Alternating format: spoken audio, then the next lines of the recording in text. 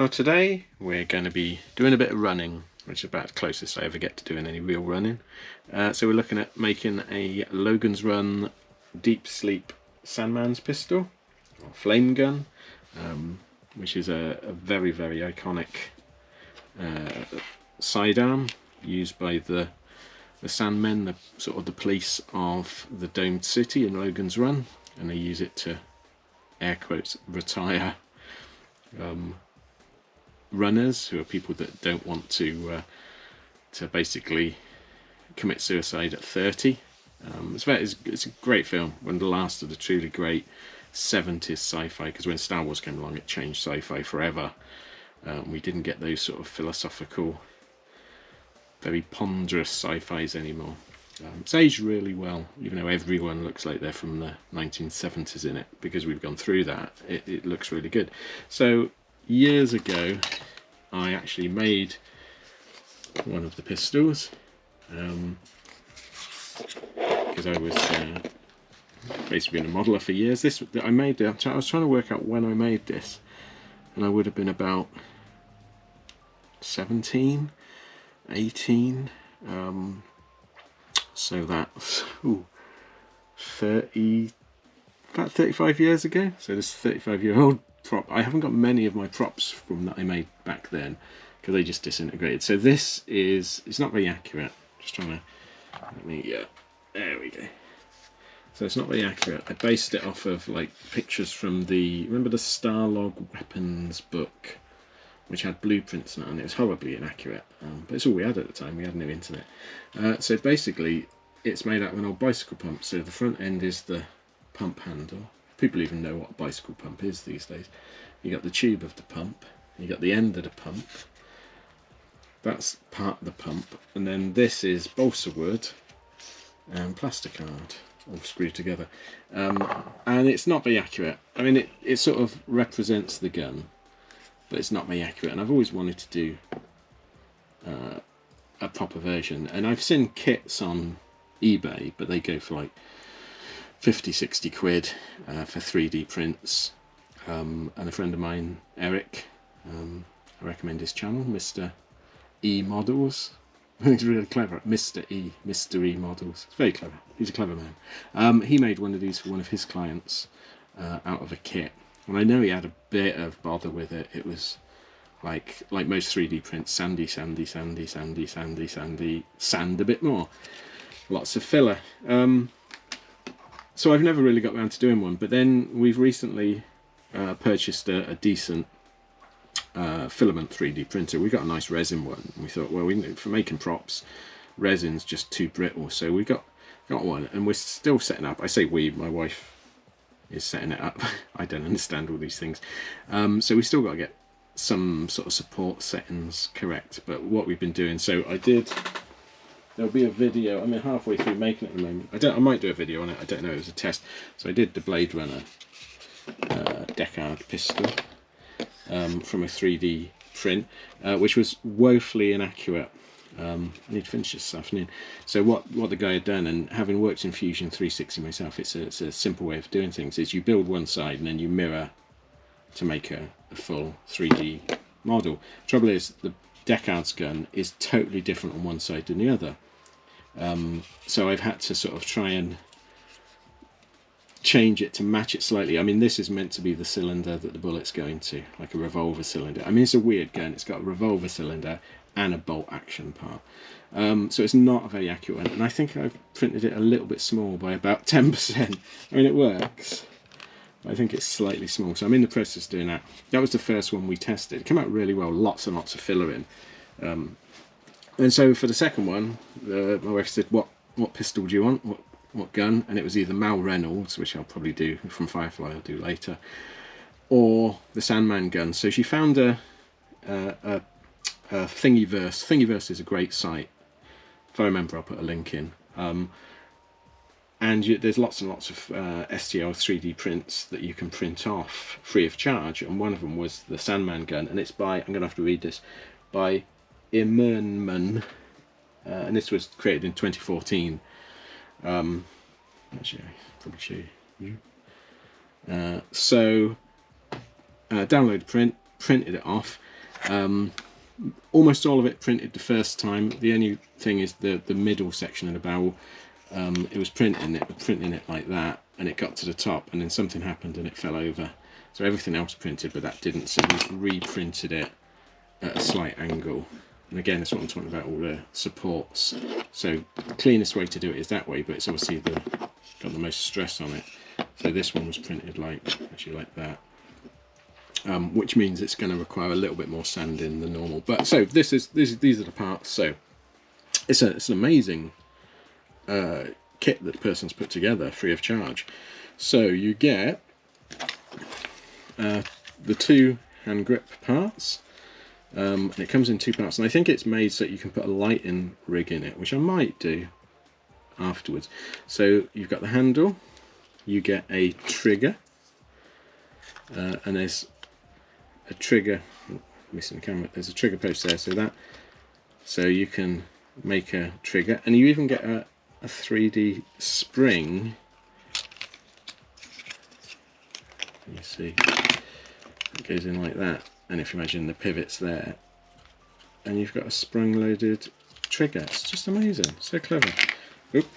And there's meant to be a peg that was on one of the other parts, but it fell over as well, so I'm going to make a rod to go through it. So yeah, so you get the handles, and then the barrel sits on top, and then you get panels that go over the side that screw on. So again, ideal if you want to put batteries in. And then you also get hand grips that go over that.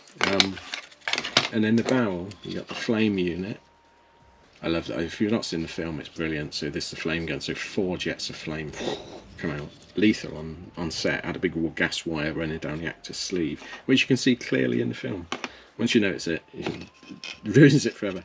Then, see, I thought that was going to go in that way, because this is recessed and that's got a lip to go into it, you see. But everything I can see online shows it actually goes that way around. I'll just check his picture. Yeah, he's got it that way around. So that fits in there like that.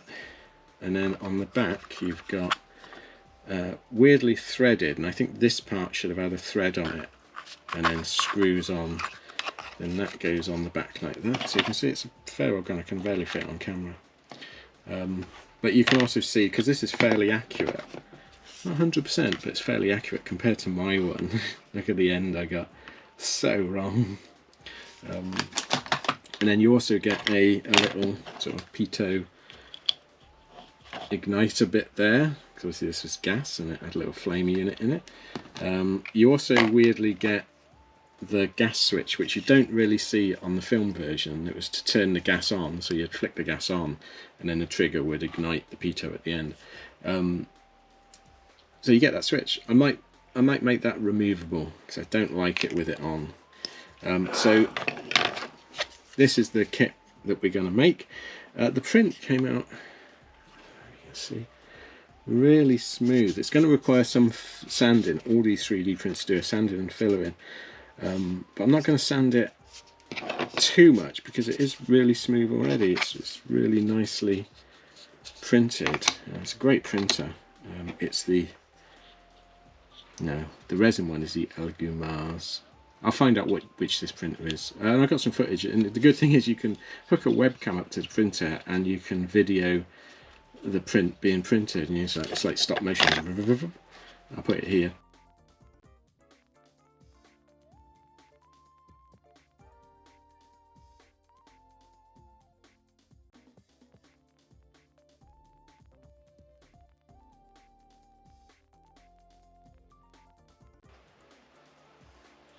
So what we're going to do is, I won't show it, I might show a bit of footage, lots and lots of sanding and filler in. Do that in the shed, usually just put an audiobook on, and it's quite therapeutic.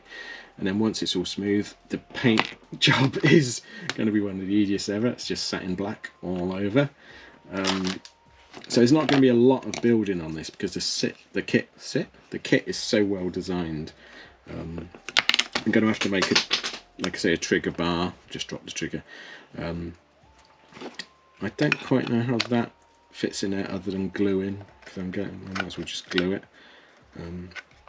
but we'll see. So the first job, Sand, smooth through smooth. Really sands well, this stuff. The deckard again, it's quite a pleasure to sand it.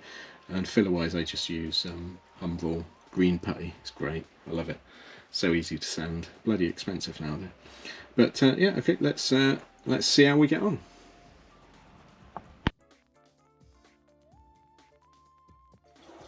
Okay, so everything's sanded up quite nicely.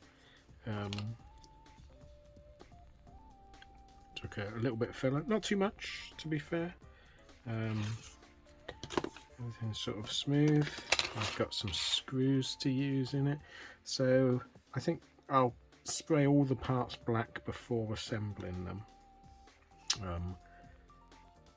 I just think that's going to be easier. I might assemble the barrel because that can be put together and then painted, so I think we might do that.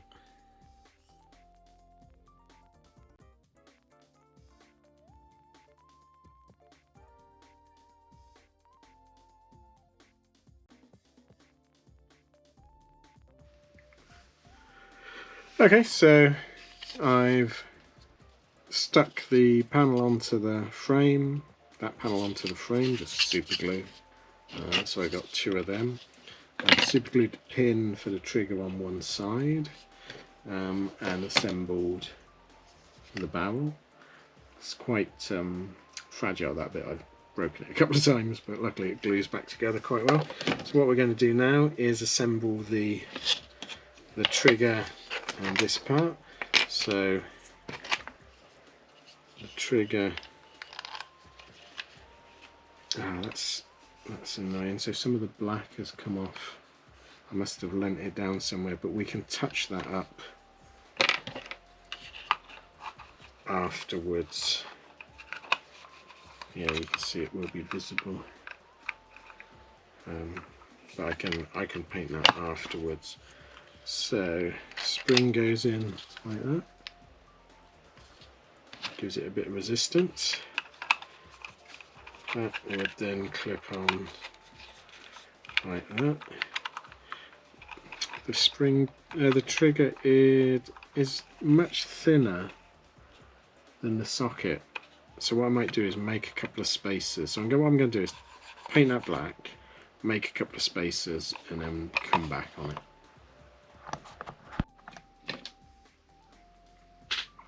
Okay, so that's now glued together.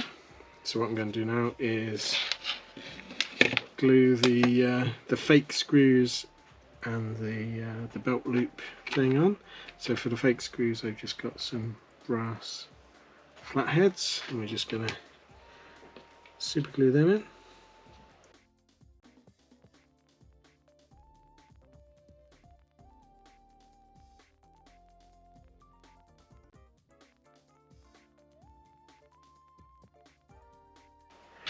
And then the belt loop, I'm just going to put a bit of super glue on. It's not really a belt loop, it goes onto the belt into a V-shaped holder.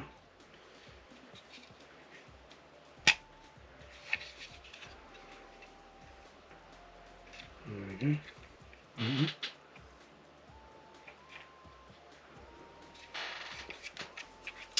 And then the final part is to glue this onto the base unit.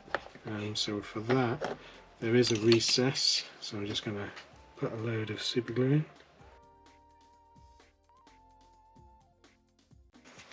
You might need a coat of black just over it to finish it off. There's a few places where I've put it together, like you see the top of there just needs blacking out, so I'm going to spray some accelerator in. I've also cut a screw hole to put a screw down into it, so just give it a bit more of a secure edge.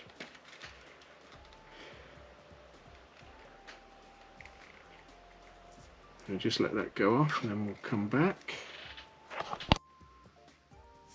Well, the gun is now finished, so angle that up a bit. So you can see it's really comfortable to hold. Looks pretty good. I painted the screw black in the end. It looked a bit silly silver. You got a slightly springy trigger. I've not glued the end in, so if I did ever want to put a torch down it, you could do. So yeah, a great little 3D design, printed off very well. Definitely more accurate than my my attempt from years ago, which I will still keep. But yeah, thoroughly enjoyed that. Very simple one to do. It's got glue on it for some reason. Very simple one to do, and a very iconic pistol. If you want to see more 3D printed weaponry, then let me know. I'll have a look out for some prints and give them a print out. But otherwise, thanks for watching. Please like and subscribe if you can. Please visit our Patreon site if you want to help the channel out. But otherwise, yeah, just thanks for watching, and I'll see you again next time. Now don't run at all, otherwise I'll have to chase you. Thanks then. Bye.